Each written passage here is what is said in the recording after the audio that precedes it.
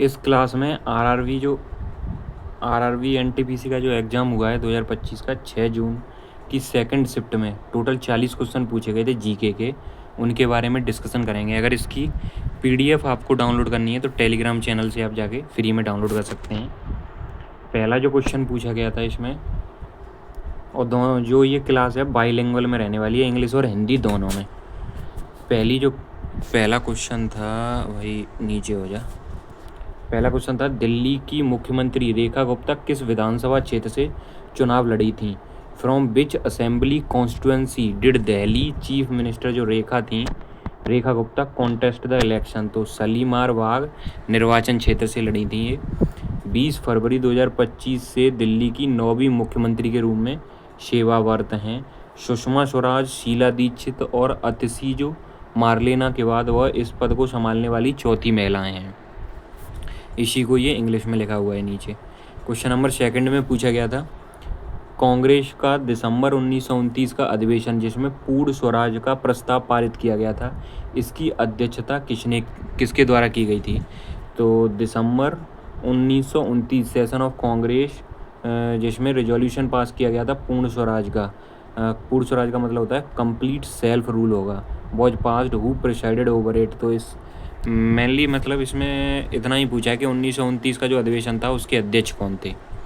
तो द पूर्ण स्वराज जो revolution was passed in the Lahore session of Congress in December 1929 में, जहाँ पे जवाहरलाल नेहरू जो थे इसके अध्यक्ष थे। लाहौर सेशन दिसंबर 1929 के। लॉर्ड इरविन 1926 से 31 के बीच में था, भारत के वायसराय थे। Lord Irwin was the viceroy of India इस समय। भारतीय राष्ट्रीय कांग्रेस की स्थापना 1885 में एलन ऑक्टेवियन ह्यूम ने की थी। कांग्रेस का पहला जो अधिवेशन हुआ था 28 से 31 दिसंबर 1885 को WC बनर्जी की अध्यक्षता में आयोजित किया गया था। कुछ इम्पोर्टेंट इससे सेशन हैं जो आपको याद रखने हैं। एक तो है 1907 वाला जिसमें नरम दल और गरम दल आपस में अलग हो गए थे, और एक है 1916 का जिसमें अध्यक्ष थे अंबिकाचरण मजूमदार, और जिसमें नरम दल गरम दल प्लस कांग्रेस और मुस्लिम लीग ने आपस में समझौता कर लिया था। 1907 में जो अध्यक्ष थे वो रास बिहारी थे। 1917 में पहली महिला जो कांग्रेस की अध्यक्ष बनी वो एनी बेसेंट थी, और जो भारत की पहली महिला जो अध्यक्ष बनी वो 1925 में थी। कौन? सरोजिनी नायडू। एकमात्र अधिवेशन जिसमें गांधी जी अध्यक्ष बने थे वो 1924 का बेलगांव अधिवेशन था। ये आपको इम्पोर्टेंट है जो याद रखने हैं। नेक्स्ट क्वेश्चन पूछा गया था, गुप्त काल के बाद अग्रहार किसके अधीन आता था? Under whose control did Agrahara come after the Gupta period? Gupta काल में ब्राह्मण एवं मंदिरों को दी जाने वाली भूमि को कहा जाता था अग्रहार। गुप्त काल के बाद अग्रहार जो था क्षेत्रीय राजवंश जैसे कि पल्लव, चोल और अन्य शासकों के अधीन आए थे। अगर कई बच्चों ने मतलब ये बताया और किसी ने ये भी बताया, मतलब ये भी हो सकता है कि ये वाला क्वेश्चन पूछा गया हो। गुप्त काल में भूमि नियंत्रण के लिए मुख्य अधिकारी कौन होता था? इन the Gupta period who was the chief officer for जो लैंड को कंट्रोल करता था? तो अग्रहार एक होता था। यह अधिकारी अग्रहारों जैसे ब्राह्मण, अग्रहार मतलब जो ब्राह्मणों को दान की गई भूमि का प्रभारी होता था तथा सुनिश्चित करता था कि भूमि को उचित प्रबंधन किया जाएगा। इससे रिलेटेड कुछ एक्स्ट्रा फैक्ट हैं वो भी आपको याद रखना है। जैसे गुप्त काल के दौरान भू अभिलेखों को सुरक्षित या रखरखाव के लिए जिम्मेदार अधिकारी को किस रूम में जाना जाता था? उसे कर्णिका के रूम में जाना जाता था। संधि विग्रह, विदेशी मामलों के मंत्री को संधि विग्रह बोला जाता था। नगर श्रेष्ठिस, नगर प्रशासन की देखरेख करने वाले अधिकारी को बोला जाता था। कुमारत्य या आयुक्त, एक राजा और प्रांतीय प्रशासन के बीच गहरे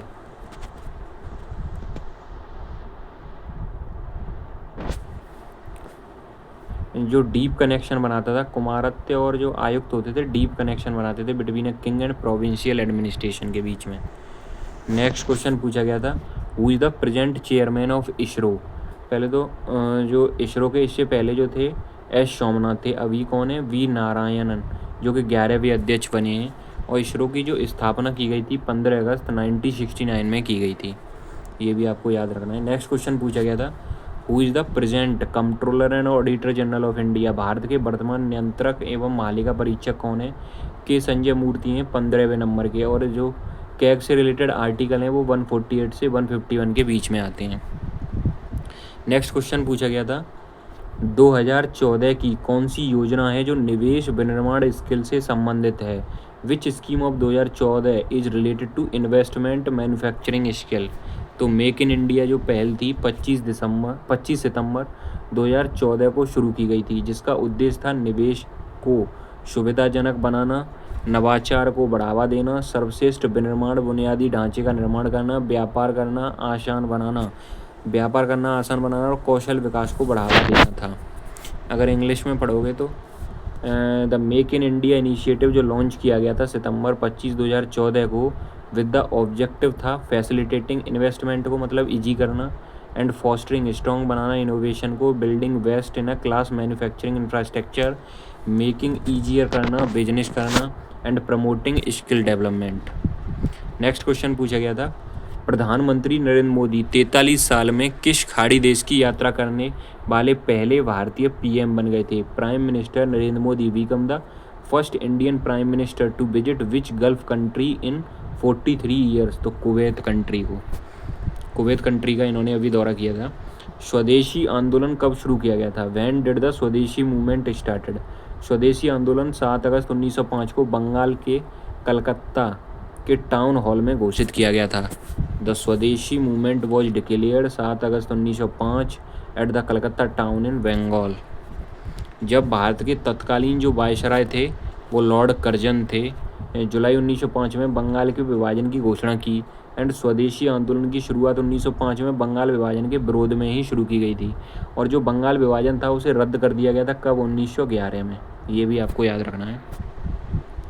नेक्स्ट क्वेश्चन पूछा गया था थार रेगिस्तान के क्षेत्र में कौन नहीं आता? विच ऑफ द फॉलोइंग। जो थार रेगिस्तान वाला क्षेत्र है ना वो नॉर्थ ईस्ट जो राजस्थान है आपका गुजरात है उस वाले एरिया में पड़ता है, और पाकिस्तान के ईस्टर्न साइड में और इंडिया के वेस्टर्न साइड में, नॉर्थ वेस्ट मान लो या फिर वेस्टर्न ही साइड में मान लो, यहाँ पे पड़ता है। तो इसमें पूछा क्या गया है which of the following is not included in the region of Thar desert. Thar जो रेगिस्तान है जिसे महान भारतीय मरुस्थल भी कहा जाता है, एक ऐसा रेगिस्तानी क्षेत्र है जो उत्तर पश्चिमी भारत और दक्षिण पूर्वी पाकिस्तान में फैला हुआ है। यह पश्चिम में सिंधु नदी के मैदान, उत्तर पूर्व में पंजाब के मैदान, दक्षिण पूर्व में अरावली पर्वत और दक्षिण में कच्छ के रण से घिरा हुआ है। यही चीज़ें इंग्लिश में दी हुई है। नेक्स्ट क्वेश्चन पूछे गए थे शकों पर विजय प्राप्त करने के बाद चंद्रगुप्त मौर्य ने किससे विवाह किया था? After achieving victory over the Shaka whom did Chandragupta Maurya marry. Nandi राजकुमारी दुर्धरा से विवाह किया था जिनसे उन्हें पुत्र बिंदुसार हुआ था। बाद में उन्होंने यूनानी शासक सेल्यूकस निकेटर की बेटी हेलेना से भी विवाह किया जो एक राजनीतिक गठबंधन था। ये इंग्लिश में दिया है। शक शासकों को हराने के बाद चंद्रगुप्त द्वितीय ने ध्रुव स्वामिनी से शादी की जो एक राजकुमारी थी और उनकी बेटी का नाम प्रभावती था। उन्होंने नाग राजकुमारी कुबेर नागा से भी शादी की थी जिससे उन्हें प्रभावती नाम की एक बेटी हुई थी, और उन्होंने अपनी बेटी प्रभावती का विवाह बाकाटक नरेश रुद्रसेन द्वितीय से किया था। नेक्स्ट क्वेश्चन पूछा गया था नरेंद्र मोदी ने गति शक्ति किस लिए लाया था? Why did Narendra Modi bring गति शक्ति। 15 अगस्त 2021 को पीएम गति शक्ति योजना की घोषणा की गई थी। पीएम गति शक्ति योजना का मकसद देश में विश्व स्तरीय बुनियादी ढांचा तैयार करना था। द पीएम गति शक्ति स्कीम जो थी अनाउंस की गई थी 15 अगस्त 2021 को। जो ऑब्जेक्टिव था इस स्कीम का is to create world class infrastructure in the country. जो रैम होती है रैंडम एक्सेस मेमोरी का फंक्शन क्या होता है या कार्य क्या होता है? रैम यानी रैंडम एक्सेस मेमोरी कंप्यूटर की एक अस्थायी स्टोरेज है जो सीपीयू सेंट्रल प्रोसेसिंग यूनिट का डेटा और जो निर्देश को जल्दी से एक्सेस करने की सुविधा प्रदान करता है। यह डेटा को अस्थायी रूप से स्टोर करता है जिसे आप वर्तमान में उपयोग कर रहे हैं, जैसे कि ओपन एप्लीकेशन या दस्तावेज जो होते हैं। जब आप कंप्यूटर को बंद करते हैं तो रैम में संग्रहित जो डेटा होता है वो मिट जाता है, इसलिए यह अस्थिर मेमोरी या वॉलेटाइल मेमोरी। इसको इंग्लिश में ज़रूर पढ़ेंगे बिकॉज ये थोड़ा कंप्यूटर के वर्ड है ना, टेक्नोलॉजिकल समझ में नहीं आते ये वर्ड हिंदी में भी। इंग्लिश में समझ में आ जाएगा। रैम रैंडम एक्सेस मेमोरी है, इज अ टेम्परेरी स्टोरेज होता है इसमें, बिकॉज जब आप इसमें बंद करते हैं ना तो सारा स्टोरेज ख़त्म हो जाता है। In a computer that provide the CPU central processing unit which the quick access to data and instruction. It is a temporary store data, temporary store करती है data that you are currently, जो आप use कर रहे हो, such as open application और documents. When you turn off, जब आप कंप्यूटर को बंद करते हो, the data stored in RAM जो होता है वो इरेज हो जाता है, विच इज़ वाई, इसीलिए इसे वॉलेटाइल मेमोरी बोला जाता है। नेक्स्ट क्वेश्चन पूछा गया था, निःशुल्क न्यायिक सहायता फ्री लीगल जो एड है किस में शामिल किया गया है? मौलिक कर्तव्य या मौलिक अधिकार? तो ये है आपका DPSP, और DPSP किससे लिया गया है? आयरलैंड से। मौलिक अधिकार किससे लिया गया है? USA से। USA से क्या और क्या लिया है? प्रियम्बल ली है, बट प्रियम्बल की जो लैंग्वेज है वो कहाँ से ली है? ऑस्ट्रेलिया से। ये भी याद रखना, काफ़ी इंपॉर्टेंट चीज़ है ये। In what is a free legal aid included? Fundamental duty और फंडामेंटल राइट्स या DPSP? तो राज्य के नीति के निर्देशक सिद्धांत मतलब DPSP में शामिल है, या संविधान के भाग 14 में वर्णित है, जिसमें 42वें संविधान संशोधन द्वारा जोड़ा गया था। यह राज्य का कर्तव्य है कि वो सभी को न्याय प्राप्त कराने का समान अवसर प्रदान करे, जिसमें निःशुल्क कानूनी सहायता भी शामिल हो। ये इंग्लिश में दिया हुआ है, ये तो सिंपल समझ में ही आ गया, तो इंग्लिश में क्या ही पढ़ें। अंतर्राष्ट्रीय ओलंपिक समिति के 10वें अध्यक्ष के रूप में किसे चुना गया था? Who has been elected as the 10th president of International Olympic Committee? Zimbabwe की क्रिस्टी कोवेंट्री, वह इस पद के लिए चुन जाने वाली पहली महिला और अफ्रीकी हैं। वह 23 जून 2025 को जर्मन थॉमस बाक की जगह लेंगी। सिंपल अपॉइंटमेंट है, तो इसमें क्या ही पढ़ें इंग्लिश में। नेक्स्ट क्वेश्चन पूछा गया था, किस उपन्यास को 2024 बुकर पुरस्कार के लिए चुना गया था? Which novel has been selected for 2024 के बुकर प्राइज के लिए? तो जो ऑर्बिटल था, ब्रिटेन के सामंत हार्वे द्वारा लिखित है। कितने भारतीयों ने अभी तक बुकर पुरस्कार जीता है? तो उत्तर इसका होगा 3 लोगों ने जीता है। अरुंधति रॉय ने 1997 में the God of small things के लिए, किरण देसाई 2006 में द इनहेरिटेंस ऑफ लॉस के लिए, और अरविंद अडीगा 2008 में द वाइट टाइगर के लिए।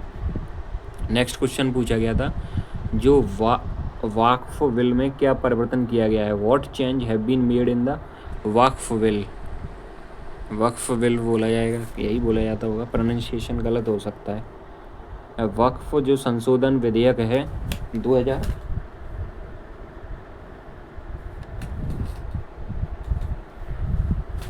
वक्फ संशोधन विधेयक 2025 भारतीय लोकसभा में 8 अगस्त 2024 को पेश किया गया। विधेयक में 1923 के मुस्लिम जो वक्फ अधिनियम को रद्द करने और 1995 के वक्फ अधिनियम में संशोधन करने का प्रस्ताव रखा गया है। जो द वक्फ मूवमेंट बिल 2025 था, was introduce in the Indian Lok Sabha 8 August 2024 को। The bill propose to repeal the Muslim जो वक्फ एक्ट 1923 का था and amend the Waqf act of 1995। जो वक्फ संशोधन है बिल में कई महत्वपूर्ण परिवर्तन किए गए। इन परिवर्तनों में गैर मुस्लिम सदस्यों और महिलाओं को जो वक्फ बोर्ड में शामिल करना है, वक्फ संपत्तियों को डिजिटलीकरण, कलेक्टर को सर्वेक्षण का अधिकार और ट्रिब्यूनल के फैसले के खिलाफ हाई कोर्ट में अपील की अनुमति शामिल है। Several significant changes have been made in the Waqf amendment bill. These changes include the inclusion of non-Muslim member and women in the Waqf board and इसमें नॉन मुस्लिम मेंबर भी include कर दिए गए हैं इनके जो वक्फ बोर्ड है उसमें। डिजिटलाइजेशन ऑफ वक्फ प्रॉपर्टी का डिजिटलाइजेशन होगा and the right of the collector to survey, collector को सर्वे करने का राइट दे दिया, and permission to appeal against the tribunal decision in the high court. Next question पूछा गया था, what is the main source of irrigation in India? Bharat में सिंचाई के मुख्य स्रोत में से कौन सा है? What is the main source of irrigation in India? Which of the following is the main source of irrigation in India? Next, Bharat में जो सिंचाई का मुख्य स्रोत है वो अंडरग्राउंड वाटर है, जैसे कुएं और नलकूप, ट्यूबवेल से निकाला जाता है। इसके अलावा नहरें, तालाब भी सिंचाई के लिए महत्वपूर्ण स्रोत हैं। इंग्लिश में दिया है, the main source of irrigation in India is ground water which is extract किया जाता है फ्रॉम वेल्स एंड ट्यूबवेल से। एडिशनली जो कैनाल्स होती हैं एंड पॉन्ड्स होते हैं, मतलब नहरें और तालाब, are also important source of irrigation. Next question पूछा गया था, अगर मैं माइक्रोसॉफ्ट विंडो में ऑल्ट प्लस टैब दबाता हूँ तो यह क्या होगा? If I press alt plus tab in Microsoft window what will happen? विभिन्न खुली हुई विंडो या एप्लीकेशन के बीच स्विच कर सकते हैं। जैसे कई सारी विंडो आपने खोल रखी हैं, मान लो आपने एक मतलब 2-3 ऐप खोल रखे हैं और आपने वर्ड भी खोल रखा है, एक्सेल भी खोल रखा है, तो उन सब में स्विच करने के लिए ऑल्ट प्लस टैब दबा सकते हो आप, तो डायरेक्ट विंडो स्विच हो जाती है इससे। You can switch between different open window और एप्लीकेशन के लिए। नेक्स्ट क्वेश्चन पूछा गया था, गुप्त साम्राज्य में सामंत और भक्ति किसे कहते थे? In the Gupta empire what did samanta and bhakti refer to? Gupta साम्राज्य में सामंत और भक्ति दो अलग अलग संदर्भों में उपयोग किए जाते थे। सामंत जो होता था राजा के अधीन शासक थे, जो राजा को सेना और धन प्रदान करते थे। भक्ति का अर्थ होता था राजा के प्रति निष्ठा, समर्पण। In the Gupta empire samanta and bhakti were use in 2 different context. Samanta जो होते थे were ruler under the king who provided the king with military and financial support, and bhakti means loyalty, devotion and surrender towards the kings. Next question पूछा गया था, example of osmosis in kitchen. रसोई में जो पराशरण का एक उदाहरण है। Which is an example of osmosis in the kitchen? What is an example of osmosis in the kitchen? तो इसके जो आंसर थे, एक तो है अचार बनाना, मतलब मेकिंग पिकल्स, एंड सूखे मेवे को पानी में भिगोना, soaking dried fruits in water, सलाद के पत्तों को पानी में भिगोना, soaking lettuce leaves in water. Fourth था नमक से मछली को सुखाना, drying fish with a salt. Next question, और जो कि लास्ट क्वेश्चन था, full form of OCI, overseas citizen of India. अगर इसकी आपको PDF डाउनलोड करनी है तो टेलीग्राम चैनल ज्वाइन कर सकते हैं, जिसका लिंक डिस्क्रिप्शन बॉक्स में दिया हुआ है।